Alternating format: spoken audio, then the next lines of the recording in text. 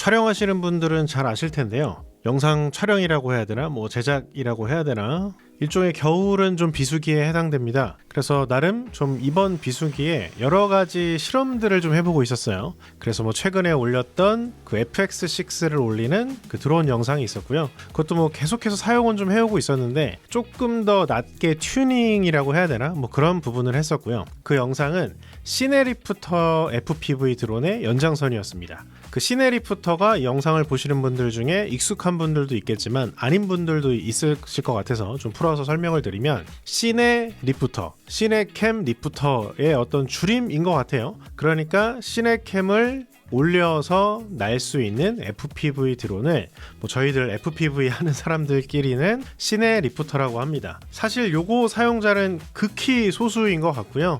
상업 촬영 하시는 분들 중에도 전부 다 이걸 사용하지는 않으시고 일부를 사용하고 있고 그런 상태입니다. 그런데 이게 어쨌든 간에 커스텀 드론으로 하고 있는 일이다 보니 가장 늘 고민이 되는 것 중에 하나는 경량화에 대한 부분인 것 같습니다. 왜냐하면 공중을 나는 거기 때문에 가벼울수록 FPV 특유의 다이나믹하고 경쾌한 그런 움직임을 내는데 적합하거든요. 사실 미러리스 카메라들을 사용하고 싶어 해요. 왜냐하면 그 정도만 해도 크게 나쁘지 않거든요. 한 1km 내외 정도로만 카메라를 맞출 수만 있어도 꽤 괜찮은데 사실 그러기가 쉽지 않습니다. 왜냐하면 많이 사용되고 있는 미러리스 카메라의 경우는 바디 손떨방이 있다 보니까 그게 비행에 방해되는 부분이 있어요. 자세한 내용은 제가 이전 영상에 올려놨으니까요. 왜 이런지에 대한 부분이 자세히 알고 싶으신 분들은 그 영상 참고해 주시면 좋겠고요. 그러던 와중에 최근에 재미있는 카메라가 출시된 걸 하나 알게 됐습니다. 작년 한 가을인가 겨울쯤에 그 공식 출시된 것으로 알고 있는데, 이 블랙매직 마이크로 스튜디오 카메라 G2입니다. 이 친구가 G2잖아요. 예전에 G1이 있었던 거예요. 그리고 이 카메라 이름에서 알 수 있듯이 이거는 스튜디오용 카메라입니다. 아무래도 팬데믹 시절에는 라이브 스트리밍이 되게 활성화됐던 때가 있어서 그런 용으로 나온 카메라 같아요. 라이브 스트리밍. 그래서 이쪽에 보면은 좀 작은 SDI 단자들이 있고요. 그리고 정말 군더더기를 다 덜어냈습니다. 그 제목에서 제가 만든 것처럼 제가 보기에는 이건 딱 보자마자 이거 액션캠인데? 라는 생각부터 했던 거죠. 왜냐하면 제작자의 의도가 있겠지만 또 사용하는 사람에 따라서 또는 어떤 생각을 갖고 있느냐에 따라서 접근 방식이 되게 다른 거잖아요. 근데 제가 이걸 보자마자 시네마 카메라인데 이렇게 작다고? 무게가 300g 밖에 나가지 않는다고? 그래서 제가 이거 스펙을 알게 되자마자 바로 스펙에서 한 가지를 뒤져봤습니다. 그게 뭐였냐면 BMPCC, 그 블랙매직의 BMPCC 카메라 시리즈들에는 자이로 데이터를 기록할 수 있는 자이로 센서가 내장되어 있습니다. 이런 시네리프터를 촬영을 하고 나서 그냥 영상을 생으로 쓸 수도 있어요. 왜냐하면 되게 거친 느낌을 내고 싶을 때는 사실 영상 후반에 안정화를 하지 않는 경우도 있거든요. 그거는 연출자의 의도에 따라 달린 거겠죠. 근데 어쨌거나 많은 경우에는 촬영을 하고 나서 소프트웨어 방식으로 안정화를 거치는데, 그게 실시간으로 안정화를 하는 것보다 자이로 데이터를 기록하고 나서 촬영 후에 소프트웨어를 통해서 이미지 안정화를 하는 쪽이 훨씬 더 안정적이고 깔끔한 그런 영상 결과물을 얻을 수 있습니다. 그런데 자이로 센서도 갖고 있는 거예요. 그러니까 이거네 라는 생각. 와, 미쳤다. 와, 드디어 내가 정말 찾던 그런 카메라가 드디어 나왔네 라고 하면서 너무 기뻤습니다. 그런 와중에 또 운이 좋게 블랙매직 쪽에 좀 컨택을 해서 카메라를 좀 대여받게 됐어요. 왜냐하면 검증이 안 된 거니까. 그리고 또 제가 또 인플루언서다 보니까 이런 걸 또 활용할 수 있게 됐습니다. 그래서 카메라를 블랙매직 쪽에서 대여를 해주셨고요. 저는 테스트 결과가 만족스러우면 이 카메라를 구매할 예정이라는 거 말씀드리고요. 결론부터 좀 말씀을 드리면 제 테스트 결과는 한 95%쯤 한 90%쯤 만족을 하게 됐습니다. 그 이유가 뭐냐? 그 부족한 10%가 뭐냐면은 두 가지를 제가 설명을 드릴게요. 자, 첫 번째는 이 카메라는 로우 비디오만 촬영이 가능합니다. SD카드 슬롯이라거나 메모리를 꼽을 수 있는 슬롯도 없어요. 자, 여기 보면은 USB-C 포트가 있는데 외장 SSD를 장착을 해서 녹화를 해야 되고요. 워낙에 작다 보니까 뭐 10비트 코덱의 영상도 지원하지가 않습니다. 무조건 B로우로만 촬영이 되는 그런 카메라였더라고요. 이럴 수가. 근데 사실 저는 그 B로우에는 참 익숙하지 않았거든요. 10비트 영상은 많이 작업을 해봤지만 로우 파일 영상은 제가 별로 경험이 없기 때문에 한번 좀 시행착오를 겪어야 했는데, 결론부터 말씀드리면 해결책은 있었다라는 거. 근데 제가 이 B로우라는 게 왜 중요하냐면, 어쨌거나 저는 제작보다는 촬영자로서, 드론 뭐 촬영 감독으로서 이렇게 가는 거다 보니까 그 팀에서 원하는 거를 제가 맞춰야 되는 부분이 있거든요. 그렇기 때문에 사실 이 FPV 드론을 촬영할 때 카메라의 선택은 제가 할 수도 있지만, 많은 경우 제작사 쪽에서 원하시는 걸 제가 맞춰드려야 되는 부분이 있습니다. 그러다 보니까 이제 그래도 한 FPV 드론이 그 영상 시장에 들어간 지 몇 년이 되다 보니까 이제는 고프로에는 많이들 익숙해 하셔서 고프로에 대한 거부감은 크진 않으신 것 같고요. 그런데 이제 고프로에 만족하지 못하시는 분들은 이제 뭐 미러리스 카메라나 뭐 시네캠 같은 것들을 사용한단 말이에요. 근데 저의 경우는 뭐 FX6라거나 이런 것들을 이제 원하는 그런 제작 환경에서는 촬영을 하고 있는데, 또 영화나 또 이런 촬영 환경에서는 뭐 코모도라거나 뭐 아리 알렉사 같은 그런 카메라를 원하는 경우도 있다고 해요. 그래서 이제 그게 포인트인 거죠. 로우 파일을 전달 드렸을 때 소화해 줄 것인가에 대한 그 부분은 이제 제가 풀어야 되는 숙제더라고요. 근데 어쨌든 간에 제가 뭐 다빈치 리졸브에서 원하는 식의 파일로 전달드리면 되긴 합니다. 다시 한번 인코딩을 하면 되긴 하는 부분이긴 하더라고요. 근데 어쨌거나 예전보다는 파일 전달드리는 데 있어서는 좀 불편함이 생겼다라는 거.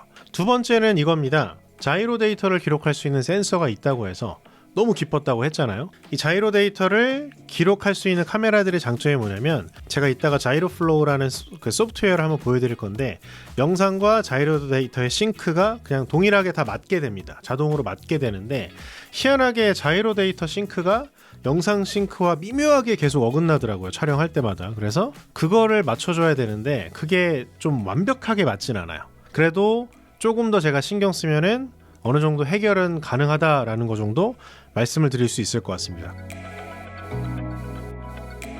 이렇게 두 가지 불편함이 있음에도 불구하고 제가 이 소형 시네마 카메라를 FPV 드론에 꼭 쓰고 싶은 그런 마음이 들게 한 이유가 바로 이 부분인 것 같아요.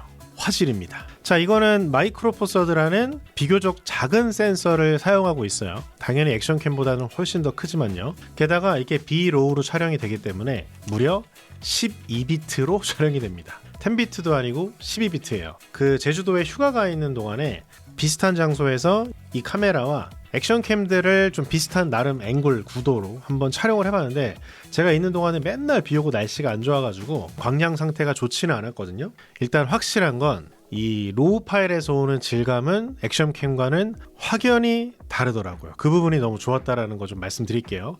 그래서 한번 영상을 보면 일단은 이 부분부터 한번 볼게요. 자, 이게 원본 영상입니다. 제가 처음에 이제 이거에 맞는 드론을 제작하고서는 완벽하게 이제 튜닝이 된 상태가 아니어서 기상 상태가 안 좋아서 바람이 정말 많이 불다 보니까 엄청나게 그 진동이 많이 들어가더라고요. 자, 이건 테스트였으니까 뭐 그렇다고 봐주시고, 그런데 일단은 이게 자이로 데이터를 통해서 안정화를 한번 돌리고 나면 그 많던 진동이 거의 대부분 잡힙니다. 약간 그래도 조금 흔들림이 보이는 것 같긴 하지만 그래도 아까와는 너무 확연한 그런 결과물을 보여주잖아요. 이게 바로 그 자이로 데이터를 통한 소프트웨어 안정화 방식의 장점이고요. 그리고 이날 정말 광량이 안 좋았거든요. 광이 안 좋았는데 보정을 좀 하니까 그 액션캠에서 볼 수 없는 그 질감, 바로 사실 이 질감, 그리고 후반 작업의 어떤 용이함 때문에 그 제작사 쪽에서는 시네마 카메라를 원하는 거죠. 특히나 이런 저조도인 상황에서 액션캠에 비해서 훨씬 나은 결과물을 보여주거든요. 자, 이런 부분들 질감 보면은 너무 좋다라는 그런 감탄을 일단 하게 됐고요. 자, 그리고 이제 액션캠도 한번 제가 비행해봤다고 말씀드렸잖아요. 그 부분도 한번 보여드리면, 자, 이게 고프로로 한 겁니다. 뭐 고프로도 그래도 액션캠 치고는 화질이 되게 좋은데 일단은 질감 자체가 좀 많이 다르죠. 샤프이 좀 높은 폰카 느낌의, 이거 딱 봐도 작은 걸로 찍었구나 라는 그런 부분이 날씨가 안 좋을 때 티가 많이 납니다. 그래도 이제 고프로의 경우는 뭔가 좀 색감을 되게 잘 살린다라는 그런 느낌이 있어요. 채도가 또 안부에서도 그래도 어느 정도 잘 유지하고 있는 게 일단은 고프로의 장점 같고요. 자, 그 다음에 이제 액션4인데 액션4가 고프로에 비하면 조금 뭔가 채도가 살짝 빠진 듯한 느낌이 여전하긴 합니다. 액션4인데요. 근데 액션4가 쓰면 쓸수록 느끼는 건데 고프로 대비 채도가 좀 낮다 이런 느낌이 있긴 있는데 나름 이런 저조도일 때 생각보다 질감이나 색감이 꽤 괜찮습니다. 물론 이제 블랙매직에 비할 정도는 아니었는데 순간순간 액션4도 색감이 괜찮았구나, 특히 저조도에서 나름 되게 좋은 질감을 보여주는구나, 그런 순간순간 느낌이 좀 있었고요. 그 다음에 이제 에이스 프로입니다. 에이스 프로도 괜찮은 것 같아요. 일단 DR은 1등인데 단점이 뭐냐면은 이 친구는 DR은 정말 깡패입니다. DR 깡패가 바로 에이스 프로인데 색감이 뭔가 좀 자연스럽지 못하다고 해야 되나? 가장 이제 카메라 쪽에서는 뒤늦게 뛰어들다 보니까 컬러 사이언스에 대한 노하우가 조금 부족하지 않나 그런 싶은 생각이 들어요. 그러다 보니 뭔가 조금 자연스럽지 않은 색감은 여전히 있습니다. 그럼에도 불구하고 일단은 다이나믹 레인지에서는 액션캠 중에는 깡패다, 이런 부분 말씀드릴 수 있을 것 같고요.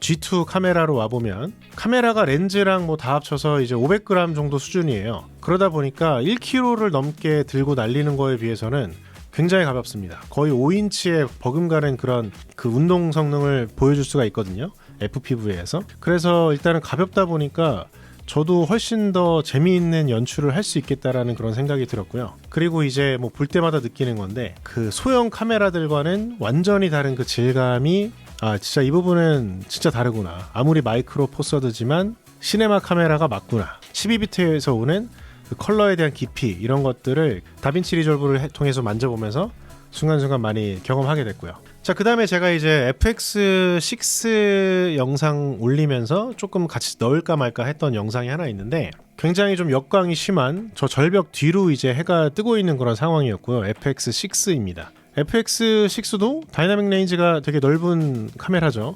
나름 좀 안부를 끌어올리고 그다음 하이라이트는 최대한 타지 않게 보정을 하고 노출값을 잡고 촬영했던 그런 영상이고요. 이게 G2로 촬영한 거거든요. 근데 확실히 12비트다 보니까 안부 복원력이 차원이 다르더라고요. 하이라이트도 적당히 보존을 하면서 안부를 끌어올려도 아까 FX6 때는 거의 시커멓던 절벽에 컬러들을 거의 살려낼 수가 있었습니다. 이게 바로 12비트 로우 파일의 위력이구나 라는 그런 생각 들었고요. 그러면서도 동시에 가볍잖아요. 가볍다 보니까 기존에 제가 5인치 드론이나 또는 그런 소형 드론을 날릴 때처럼 훨씬 더 경쾌하게 드론을 날릴 수가 있었습니다. 이런 부분은 정말 되게 좋았고요. 절벽을 타고 이제 상승하는 경우에 속도가 이제 FX6가 좀 무거운 걸 올리면은 좀 확실히 느리거든요. 그런데 이 G2를 올린 FPV 드론은 훨씬 더 경쾌하게 다이브를 할 수도 있었고요. 그리고 다이브 한번 하고 나서 또 다른 다이브를 여러 번 시도를 할 수 있었어요. 무게가 덜 나가는 FPV 드론의 장점이 될 것 같습니다.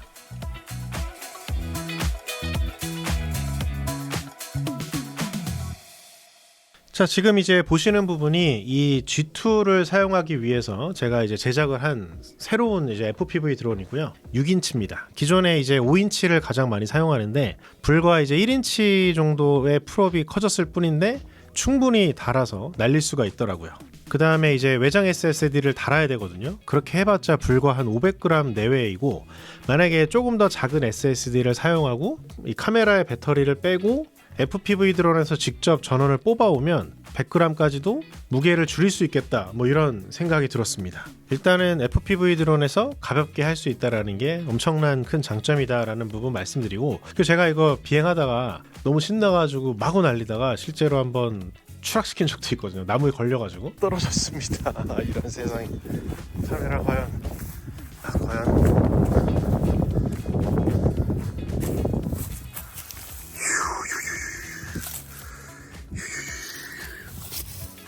다행히 망가지진 않았습니다. 와,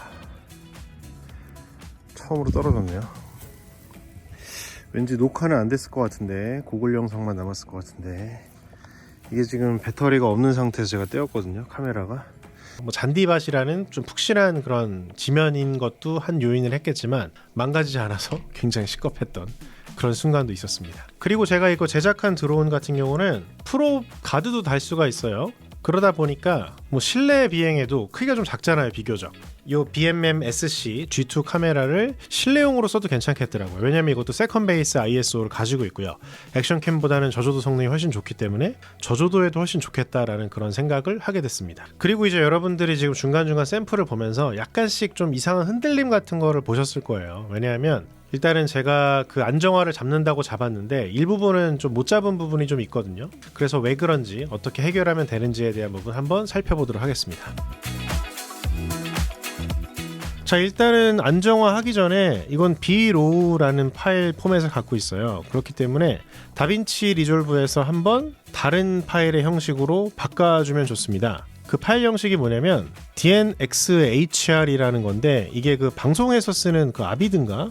그 아비드에서 쓰는 이제 코덱으로 제가 알고 있는데요. 다빈치 리졸브에서 컬러 탭으로 간 다음에 왼쪽 보면은 카메라 로우라는 탭이 있잖아요. 여기서 뭐 화이트 밸런스도 이제 촬영 후에 바꿀 수가 있고요. 그다음에 컬러 스페이스나 이런 것들을 지금 뭐 화면에서 보시는 것처럼 좀 세팅을 하고, 그리고 촬영 후에 로우기 때문에 ISO도 좀 바꿀 수 있습니다. 좀 어둡게 찍혔다 그러면 살짝 ISO 올려도 되고요.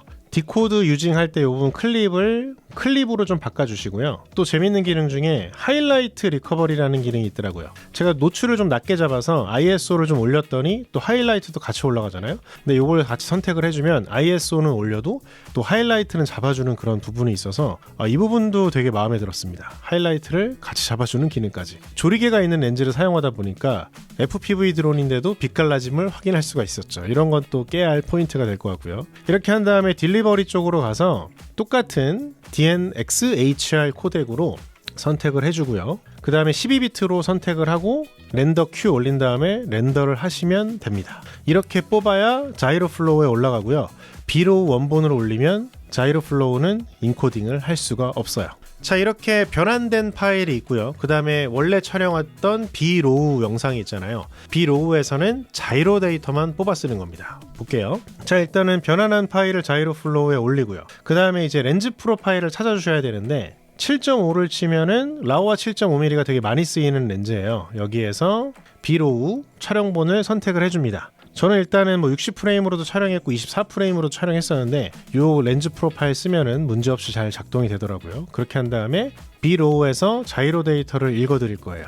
그리고 나서 제가 자이로 플로우를 여러 번 사용하는데 아무리 해도 싱크가 안 잡히는 거예요. 왜 안 잡히지? 계속 보다 보니까 이게 자이로 데이터 방향이 이상하더라고요. 일부가 반전되어 있는 거죠. 그러니까 이게 뭐 엔지니어의 실수인지 뭐 좀 만들 때 뭐가 문제였는지 아니면은 크게 신경을 안 쓴 부분인지 모르겠는데 피치와 롤 부분이 자이로 데이터가 뒤집혀 있었습니다.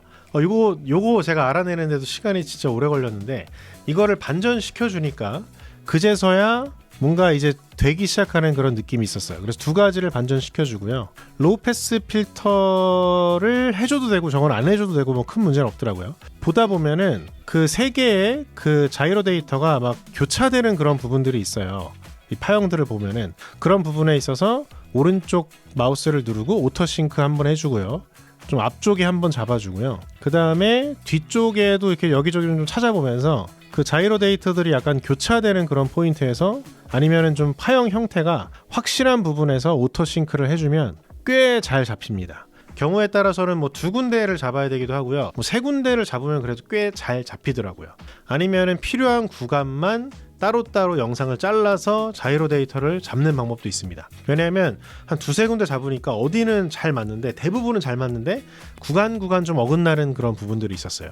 요거는 그 영상을 뽑을 때 좀 귀찮더라도 좀 영상마다 잘라서 필요한 부분마다 좀 클립을 잘라서 안정화를 하고 나서 영상을 뽑아야겠더라고요. 그렇게 해야 납품할 그런 영상 용량도 줄어들 것 같고요. 이렇게 한 다음에 마지막에 렌더링을 하면 됩니다. 자, 그래서 여기 보면은 이게 이제 압축률이에요. 요거 다음을 보면은 HQ도 있고 뭐 HQX도 있고 4444도 있고 할 텐데 위로 갈수록 덜 압축이 되겠죠. 그 대신 이제 용량은 기하급수적으로 늘어날 텐데 일단은 뭐 개인적으로 보니까 HQ 정도만 해도 한 10비트는 되는 것 같더라고요. 후보정을 하는데 크게 나쁘지 않았습니다. 이런 부분 말씀드리고요. 그 대신에 로우라고 만능은 아니고요. 촬영할 때 노출을 잘 잡아야 되는 부분이라는 거 말씀드리고요. 자, 이런 식으로 한번 실험을 해봤습니다. 블랙매직 마이크로 스튜디오 카메라 G2. 이름 진짜 엄청 기네요. 개인적으로 제가 블랙매직 카메라를 이제 처음 사용해보게 된 건데, 저는 이게 마이크로 포서드 센서여가지고 이게 뭐 파일이 좋아봤자 얼마나 좋겠어 했는데, 그 해외 영상들이나 뭐 이런 거 보면 BMPC를 꽤 많이 사용하거든요, 블랙매직 카메라들을. 근데 그 진가를 좀 알 것 같았습니다. 이게 마이크로 포서드라고 무시할 게 아니라 로우로 촬영이 되다 보니까 생각보다 화질이 굉장히 좋더라고요. 뭐 여기서의 화질은 뭐 해상력이나 뭐 컬러 뎁스라거나 뭐 다이나믹 레인지라 여러 가지 항목이 있을 텐데, 아무래도 좀 센서가 작다 보니까 저조도나 해상력은 조금 큰 포맷 센서보다 좀 덜 좋을 수 있는데, 일단 로우 파일에서 오는 컬러 뎁스가 굉장히 인상적이었고요. 그리고 일단은 시네마 카메라지만 이렇게 작은 걸 쓸 수 있다라는 게 FPV 드론 촬영자로서는 굉장히 구미가 당기는 부분이었습니다. 그렇지만 이제 제가 앞서 말씀드린 것처럼 이 카메라라는 건 제가 좋다고 막 무작정 쓸 수는 없어요. 왜냐하면 저는 어쨌든 촬영 현장에 가면 그 일원 중에 한 명인 거라서 그 팀에서 원하는, 그 촬영 제작 환경에서 원하는 그걸 이제 또 같이 맞춰서 들어가야 되거든요. 그런 부분이 있기 때문에 뭐 나머지 부분은 제가 뭐 잘 영업을 하던 설득을 하던 뭐 그런 식으로 해결을 해야 되지 않을까, 뭐 이런 생각이 듭니다. 뭐 그럼에도 불구하고 어쨌든 이미지 하나, 그리고 이 작은 크기, 이거 하나가 엄청난 그런 장점이 될 것 같고요. 제가 겪은 뭐 시행착오나 방법 같은 것도 한번 공유드리고 싶었고요. 일단은 나름 개인적으로는 되게 신나는 재미있는 그런 실험이었습니다. 영상이 좀 도움이 됐으면 좋겠고요. 그리고 이 영상을 봐주시는 그 제작자분들께서도 혹시나 이 FPV 드론 촬영이 필요하시면 연락 부탁드립니다. 시청 감사하고요. 다음에 또 뵐게요. 안녕.